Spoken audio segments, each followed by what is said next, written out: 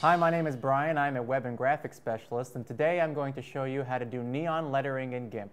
So I have GIMP opened up with a file that has some text that says neon lights on a black background, and I'm going to turn this text into neon lettering.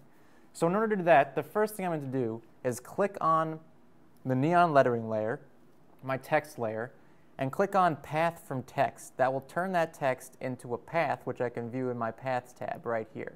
Now that this path is created, I no longer need this text, so I'll click on that and delete it by clicking on this trash can icon right here.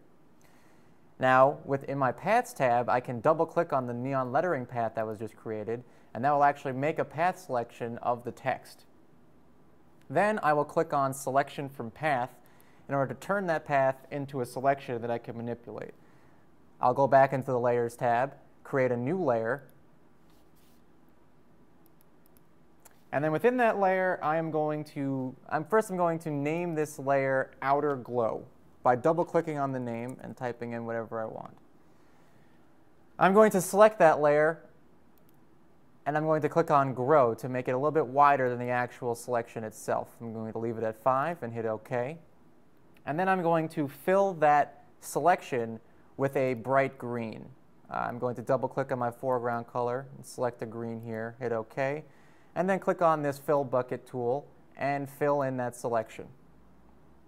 Then I'm going to deselect this entire thing by hitting Control-Shift-A to deselect that layer. Now I'm going to give this layer a Gaussian blur by going into Filters, Blur, Gaussian Blur.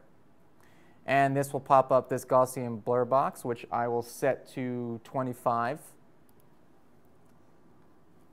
and then hit OK. Now I'm going to move the opacity of this layer down to 75 just to make it a little bit more neon-y. And now I'm going to create a new layer, and I'm going to call it Tube.